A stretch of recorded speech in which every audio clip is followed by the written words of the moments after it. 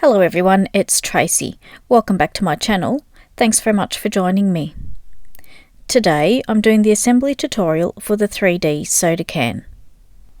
This project has been designed by Nicole Silhouette here on YouTube, and I shall link her YouTube channel in the description box below.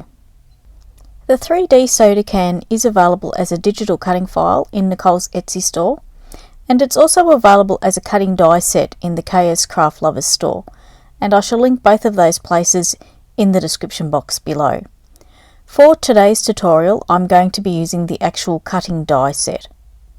So we'll get started. I've got all the pieces cut out and I shall go through them with you now.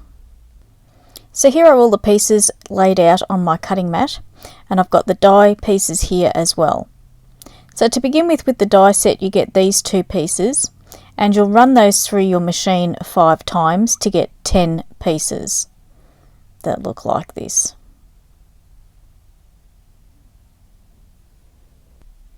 And on all of these 10 pieces I have gone ahead, folded along the score lines and put the double-sided tape on the glue tabs as I'm showing here. All of the glue tabs fold down, and I'm going to show you the folding of these other score lines in just a moment.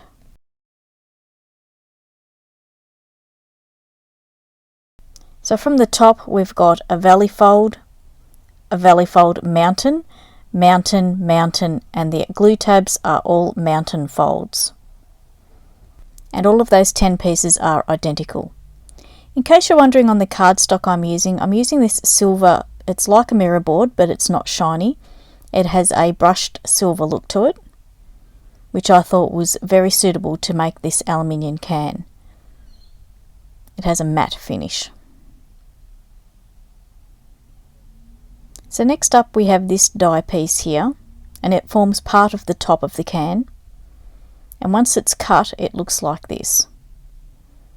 The score lines you will fold up as I'm showing here,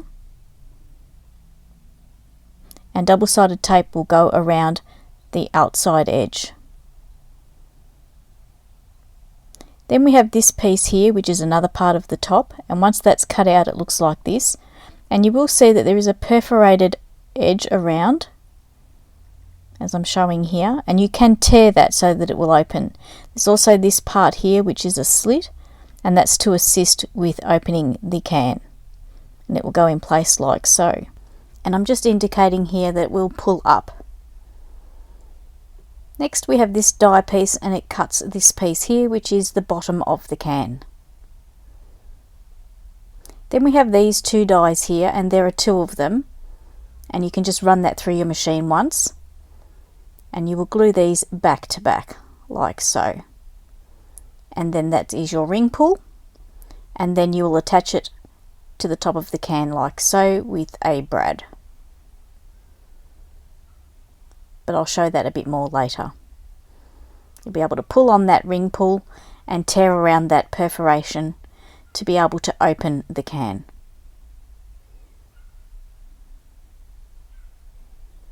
So the pieces I have here are a little bit flimsy, so I have cut another 2 from white cardstock, so I have 4, and I'm going to stick one of the silver ones to each side of the white, and that will make that a nice sturdy ring pull. But I'll talk a bit more about that later. So the last die piece I have here is the piece that cuts for the outside wrap that goes around the can, and you'll cut this twice. The outside edge here is the only part that cuts. These inside pieces do not cut, they emboss. So your piece will look like this. And for my can today I've chosen to use a faux leather, and I think this is going to look stunning around the edge of the can, and I've put double-sided tape onto the back of it. So we'll get on and we'll put this can together, and I've got the 10 side pieces here ready to go, and I'm just going to remove the backings from the glue tabs. It does not matter which piece you start with, they are all identical. So then I'm going to grab just any piece, it doesn't matter, and I'm going to line this up as precisely as I can. I'm not joining the top pieces just yet, I'm just affixing the large glue tab in the center. Just taking care to line this up and be as precise as I can. Then I'm going to join this bottom glue tab together. This forms the base of the can. The tabs at the very bottom will just leave, and then I'm heading back up to the top here, and you do need to be very precise when you are joining this part together. It will affect the way that the top of the lid goes on. So make sure this is all nice and joined up precisely. And the way you fold along the score lines helps with putting this in place correctly and precisely. And then you'll go along and you'll join all of the other pieces together side by side in exactly the same way, starting with the middle large tab, moving down to the bottom tab, the bottom side tab, and then back up to the top, and making sure that that top is very precise. You go ahead and you'll do that to all of the rest of the pieces in exactly the same way. And you can see that our can is starting to take shape.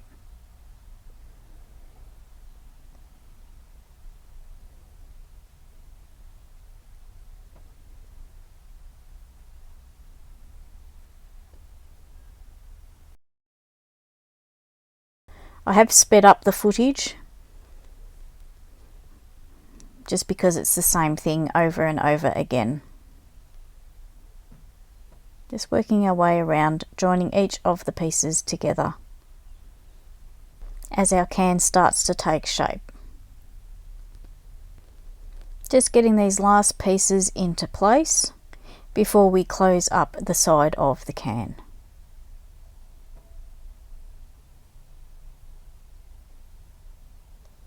So to close the can up, it's exactly the same as what we've just been doing. We're just going to seal the side up. So just remove the backings of the adhesive and close up the side of the can. Large tab first, then the one at the bottom, making sure we're being precise, and then moving up to the tabs at the top. So things are coming along. So we've got the bottom here, and you can put the bottom of the can on in place now if you like, or you can leave it. I'm going to leave it for the time being, and I'm going to put the top on first. So we need this piece here, and it will get attached on the inside edge of the top there as I'm showing. And I'm going to take it one tab at a time. So I'm just taking the backings off one of the tabs, and I'm going to affix it on that inside edge of that inside rim of the can and hold it into place. This piece will fall in, won't matter how hard you try not to, it will. So you do need to finagle this around a little bit, and this is probably the hardest part of putting this can together. So I've got one tab glued down in place, and I'm going to the opposite side now, just to assist with keeping everything straight and level. And I'm going to attach that to that inside edge and hold it in place, and I'm just moving the piece around so I've got it in lined up and where I want those tabs to be.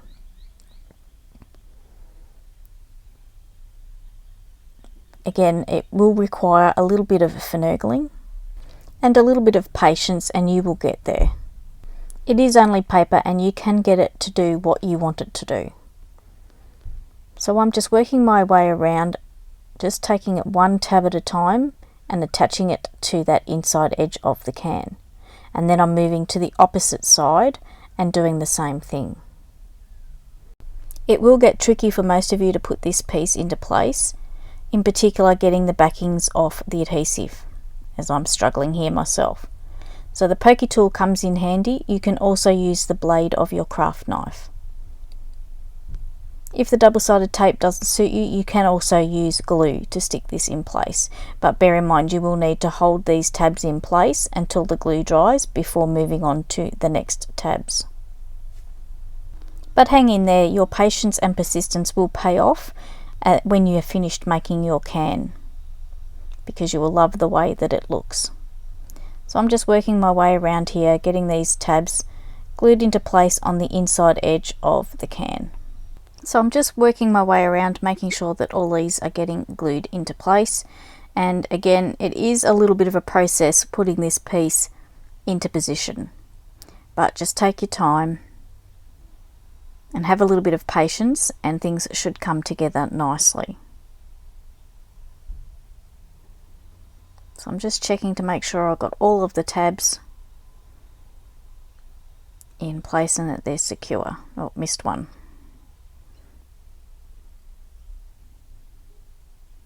Just checking the others, making sure they're all stuck down. So finally we're at a point where this piece is in position and I'm happy with how it's looking. It's looking nice and straight and even.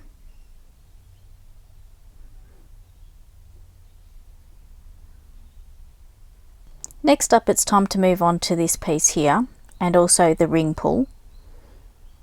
And for my ring pull I used 2 white pieces and also 2 of silver pieces, and the 2 silver pieces are attached to the top and the bottom of the white pieces. It's a nice sturdy 4-layer thick piece. And this is going to go into position onto the top of the can with a brad. Just insert it through like so and split the pin at the back, making sure that's nice and secure. Just as a side note, you do not have to have your ring pull 4 layers thick if you do not wish to. I just wanted to have a nice sturdy ring pull. This piece will go in place on the top of the can, on that ledge that was made by the piece that we just put in. Will go in place like so.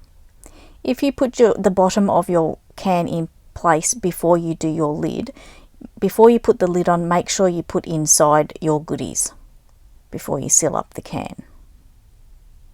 So I've left the bottom of my can open for now, and I'm going to put the top into place. I'm going to run some glue around that top edge, or ledge I should say, and affix the top of the can to that, as I'm showing here now. It doesn't matter which end you put on first, either the top or the bottom, it really doesn't matter.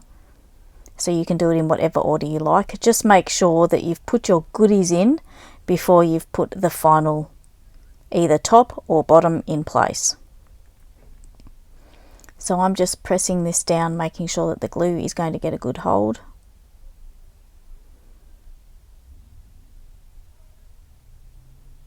On that top piece of the can. And I do recommend glue for sticking this top on so that there's some extra strength for when you want to tear that perforated edge to open the can. So this is the point where I've got one end sealed and the other end open. So this, if I was going to put something in here, I would do it now before sealing up the bottom. So it doesn't matter, as I said before, whether you do the top or the bottom first. I'm just doing the top first, and now I'm going to seal up the bottom. So we'll pretend that I've put my goodies inside and now I'm putting the bottom in place. I'm just attaching it to one glue tab and hopping over to the other side, the opposite side, and sticking it down in place. For this bottom piece of the can, you could go ahead and take all of the backings off all of the glue tabs at once and then do your sticking it down one glue tab at a time. And that will save you the heartache of trying to get in and underneath to remove the backings off the glue tabs with either your pokey tool or the blade of your craft knife. Because what I found is when I was trying to get the backings off, a couple of them fell inside the can, and you probably wouldn't want that if it was going to be going as a gift. I was able to shake them and get them out, but if all of the backings were off the glue tabs, then it probably, before I started sticking the bottom in place, it probably wouldn't have happened. So that's an extra tip for you to keep in mind, particularly if you're going to put the bottom on last, like I'm doing here. But again, it doesn't matter, you can do the bottom first or the top, it doesn't matter, just as long as you put your things inside before you seal it up. So there's our can with our top in place and the bottom in place, and presumably something inside, and it's time to put the wrap, the outside wrap around, the decorative wrap. And I've chosen to use this faux leather that I found in my stash, as I mentioned earlier, and I think it makes it look like this is inside a stubby holder or a can cooler or a koozie, however you call it in your part of the world. And I was thinking as I was putting this decorative wrap in place onto my can that a photograph would look great on the outside edge of a can, particularly for a milestone birthday. You could print a photo and cut it to size and then use either the die or the digital cutting file to assist with the sizing, and then you could attach it to the outside edge of the can. And that would be great for a milestone birthday, as I said, or even Father's Day. You can imagine a photo of Dad on the outside edge of the can. You could even get real creative in one of the software programs and do some text on it. Make it really unique and personal to you. Makes for a really great idea for a masculine present. Also a great gift box idea for a teenager. You could easily put a gift card inside this 3D can, along with some lollies or some cash or whatever you wanted to do, and you could get really creative on what you did with the decorative wrap on the outside. I even think these little cans would make great favour gift boxes for a bucks night, a hen's party, even a wedding. You could have a picture of the bride and groom on one side of the can and other details on the other side of the can. Getting really creative in your software programs would make great little favour boxes for those sort of events. Lots of idea options out there. And this is a different type of 3D gift box that you could use in that way. So I'm just finishing up getting this wrap done on the other side of the can, making sure that I'm happy with the positioning and just sticking that last bit down into place. This wrap does fit perfectly around the outside edge of this can. Just making sure that it's pressed down nicely. So here's our finished can, and as I said, it looks like it's in a stubby holder, can cooler, koozie, whatever you call it in your part of the world. And I'm really happy with the way this has turned out. So that's my tutorial finished for today. I hope you've enjoyed watching and that you feel inspired to make one of these 3D soda cans. If you do make one, don't forget to share it on Nicole's Facebook group. You can also tag her on Instagram. Her handle is @NicolesPaperCrafts. Don't forget to check the description box down below for the links that I've previously mentioned. And if you'd like to subscribe to my YouTube channel, I would really love that too. Thanks very much for watching today. Have a great day, and until next time, it's bye for now.